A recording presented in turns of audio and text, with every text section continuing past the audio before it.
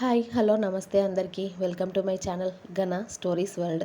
Story చదివే ముందు ఛానల్ని తప్పకుండా సబ్స్క్రైబ్ చేసుకొని స్టోరీకి చిన్న లైక్ ఇవ్వండి. ఇక స్టోరీలోకి వెళ్ళిపోదాం. My bad boy episode 51. Rudra వెళ్ళగానే వేద నువ్వు టిఫిన్ తిందు కానీ రా అని పిలిచారు మీనాక్షి గారు. లేదత్తయ్య, నేను కాసేపు అయిన తర్వాత వస్తాను అని వేద స్పీడ్గా తన రూమ్లోకి వెళ్ళి ఫ్రిడ్జ్లో నుండి ఐస్ క్యూబ్ తీసుకొని ఆమె పెదాలపైన పెట్టుకుంటూ ఉంటుంది. రుద్ర పెట్టిన ముద్దుకి ఆ మంట తగ్గడానికి 10 నిమిషాల తర్వాత పెదవుల మంట తగ్గడంతో మెల్లిగా అద్దం దగ్గరికి వెళ్ళి చూసుకునేసరికి ఆమె పెదవులు ఎర్రగా ఉబ్బిపోయి అక్కడక్కడ ఘాట్లు కూడా కనిపిస్తాయి. అది చూసి వేద కళ్ళు పెద్దవి అయ్యి, వామ్మో, మాట్లాడకపోతేనే ఇలా పెట్టాడు, ఇంకా మాట్లాడి మంచి మూడ్లో ఉంటే వామ్మో ఇంకా ఏం చేస్తాడో ఏమో బాబోయ్ అనుకుంటూ ఆమె పెదాలని తడుముకుంటూ సిగ్గుపడుతూ ఉంటే అప్పుడే ఆమె రూమ్ డోర్ ఎవరో తడతారు. వేద ఎవరో అని వెళ్ళి చూసేసరికి మెయిడ్ ఒక చల్లని బాదం మిల్క్ గ్లాస్ తీసుకొచ్చి వేద చేతిలో పెట్టి సార్ ఇవ్వమన్నారు మేడం మీకు అని చెప్పేసి తను వెళ్ళిపోతుంది.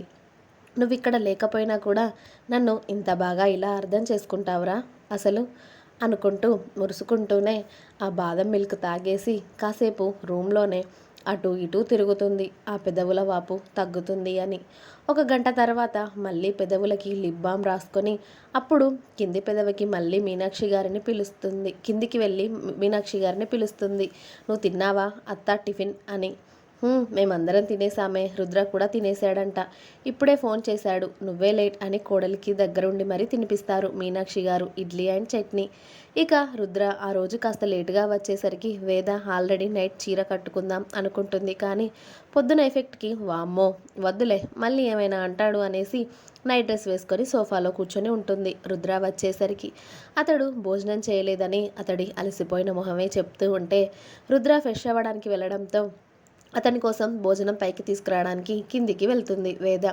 అతడి కోసం రైస్, కర్రీ, చపాతీ ప్లేట్లో పెట్టుకువచ్చి సోఫాలో కూర్చుంటుంది రుద్ర పక్కన.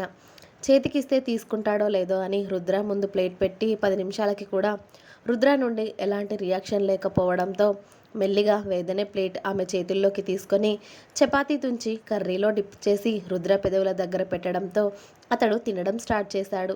అదేదో నోటితో చెప్పొచ్చు కదా అని గొనుక్కొని 2 చపాతీలు తినిపించాక రైస్ తినకుండా రుద్ర బాల్కనీలోకి వెళ్ళిపోతాడు వాటర్ తాగి. అతడు ఎంగిలి ఆమె 2 ముద్దలు తినేసి అలా తృప్తిపడి కిందికి వెళ్ళి ప్లేట్ పెట్టేసి హ్యాండ్ వాష్ చేసుకొని రుద్ర కోసం పాల గ్లాస్ తీసుకొని వచ్చి టేబుల్పై పెడుతుంది ఆమె పడుకోవడానికి సిద్ధం అవుతూ. రుద్ర బాల్కనీలో చల్లగాలికి చాలాసేపు నిలబడి రూమ్లోకి వచ్చేసరికి వేద ఫోన్ చూస్తూ ఉంటే టేబుల్పై పాలు కనిపించి ఆ పాల గ్లాస్ ఖాళీ చేసి లైట్ ఆఫ్ చేసి వేద పక్కన వాలాడు రుద్ర. అతడు పడుకున్నాడు అని తెలిసిన వేద అతడి వైపు తిరగకుండా చాలాసేపు ఫోన్ చూసి పక్కన పెట్టగానే రుద్ర మెల్లిగా ఆమె మీద చేయి వేసి ఆమెను గాఢంగా హత్తుకొని వెంటనే నిద్రపోయాడు. ఆ రోజు చాలా వర్క్ ఉండడంతో ఆఫీస్లో అలసిపోయాడు రుద్ర. అతడు గాఢ నిద్రలోకి వెళ్ళాక మెల్లిగా ఆయిల్ బాటిల్ తీసుకొచ్చి అతడి తలకి ఆయిల్ పట్టించి కాసేపు మసాజ్ చేసి అప్పుడు మళ్ళీ అతడిని చుట్టుకొని నిద్రపోతుంది వేద. ఎంతలా అలసిపోతున్నాడో మా ఆయన అనుకుంటూ. మధ్యరాత్రిలో మెలకువ వచ్చిన రుద్ర అతడి పక్కనే ఆయిల్ బాటిల్, అలాగే అతడు మొహమంతా జిడ్డు జిడ్డుగా ఉండడంతో అది వేద పనే అని అర్థమై చిన్నగా స్మైల్ చేసి వాష్రూమ్కి వెళ్ళి ఫేస్ వాష్ చేసుకొని వచ్చి వేద పక్కనే పడుకొని ఆమె మొహాన్ని చూస్తూ చాలాసేపే గడిపేశాడు. ఉదయం అతడు చేసిన పనికి ఉబ్బెత్తుగా కనబడుతున్న ఆమె పెదవులను చూసి మరోసారి టెంప్ట్ అయ్యి పడుకుంది అని తెలిసినా కూడా మెల్లిగా ఆమె పెదాలను మరోసారి అందుకున్నాడు రుద్ర. ఇక అవి చూసి ఆగలేక నిద్రలో ఉన్న ఆమె పెదాలను అందుకున్నాడు చాలా స్మూత్గా. చాలా గాఢమైన నిద్రలో ఉంది వేద. మెల్లిగా ఆమె పెదాలు అందుకొని ఆమె నడుము మీద చేయి వేయగానే చిన్నగా మెలకువ వస్తూ ఉంటుంది వేదాకి. ఆమె కళ్ళు తెరుస్తుందా అని చూస్తూనే అతడు ముద్దు కొనసాగిస్తూ ఉండగా ఆమె పెదవులు అతడి చేతిలో బలవుతూ ఉండగా మెల్లగా కళ్ళు తెరిచిన వేద అతడిని అంత దగ్గరగా చూసేసరికి కాస్త భయంగా అనిపించిన అతడిస్తున్న ముద్దుకి కళ్ళు మూసుకుంది. చాలాసేపు ఆమె పెదవులని ముద్దాడి ఆమె వేసుకున్న టాప్ని కాస్త కిందికి లాగి ఆమె ఎదపై తల పెట్టుకొని నిద్రపోయాడు రుద్ర. ఆమె పెదవులు అతడు వీడిన తర్వాత మెల్లిగా కళ్ళు తెరిచిన వేద ఆమెని చుట్టుకొని పడుకున్న రుద్రని చూసి అతడి తలలో వేళ్లు పెట్టి నిమురుతూ జోకొడుతూ ఉంది. ఆమెను చుట్టుకొని అలాగే నిద్రపోయాడు రుద్ర. రోజు ఉదయాన్నే లేచేవాడు. ఆ రోజు అసలు 8 అవుతున్నా లేవలేదు. అలాగే వేద కూడా. ఏంటి వీళ్ళిద్దరూ ఈరోజు ఇంకా లేవలేదా, ఏమై ఉంటుంది అని మీనాక్షి గారే మెల్లిగా వెళ్ళి రుద్ర డోర్ తట్టడంతో మెలకువ వచ్చిన వేద మెల్లిగా లేవడానికి చూస్తుంది, కానీ అతడి పట్టు చాలా బలంగా ఉండడంతో మెల్లిగా రుద్ర చేతిని ఆమె చుట్టూ తీసి వెళ్ళి డోర్ ఓపెన్ చేస్తుంది.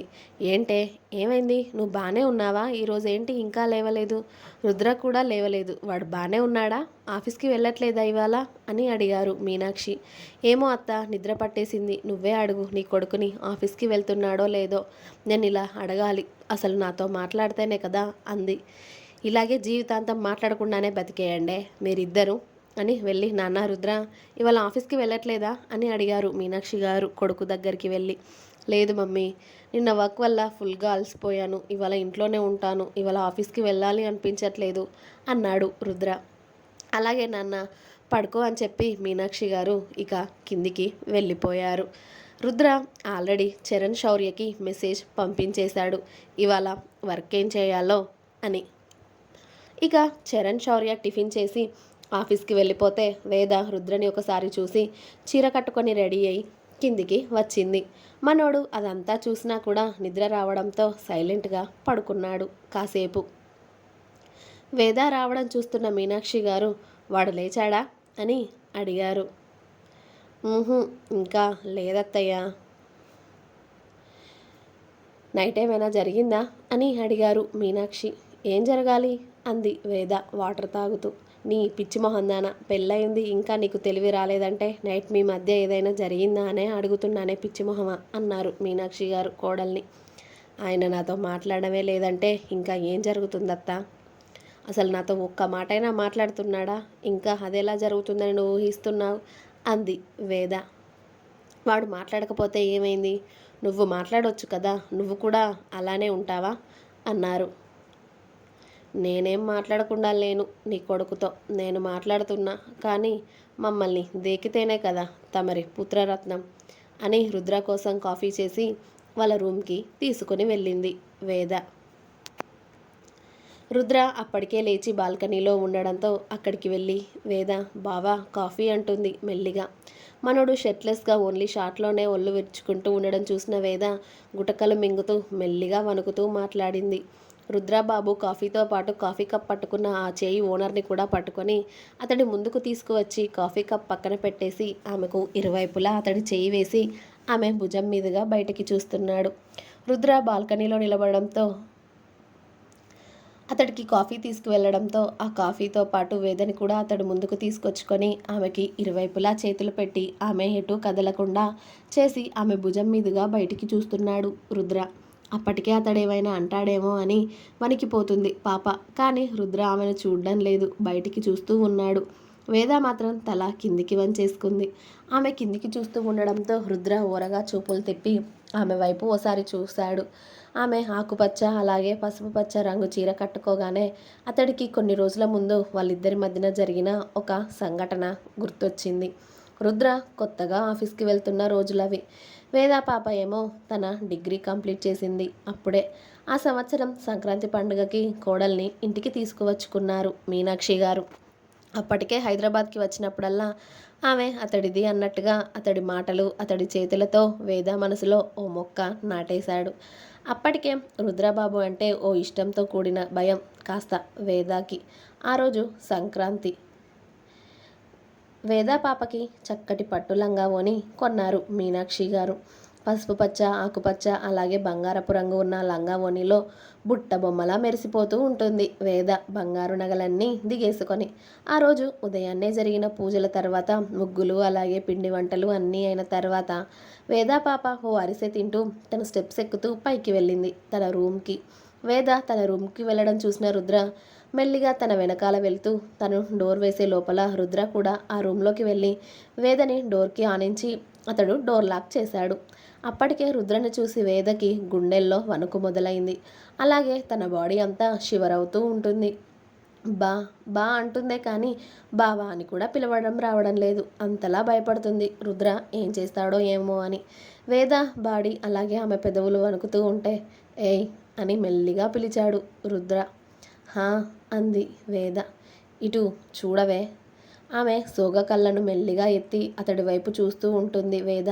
అయినా కూడా ఆమె కళ్ళు అతడిని చూడను అంటూ మొరాయిస్తూ ఉన్నా కూడా అతడు చెప్పాడు కాబట్టి బలవంతంగా ఆమె కనురెప్పలను ఎత్తి అతడి కళ్ళల్లోకి చూస్తూ ఉంది.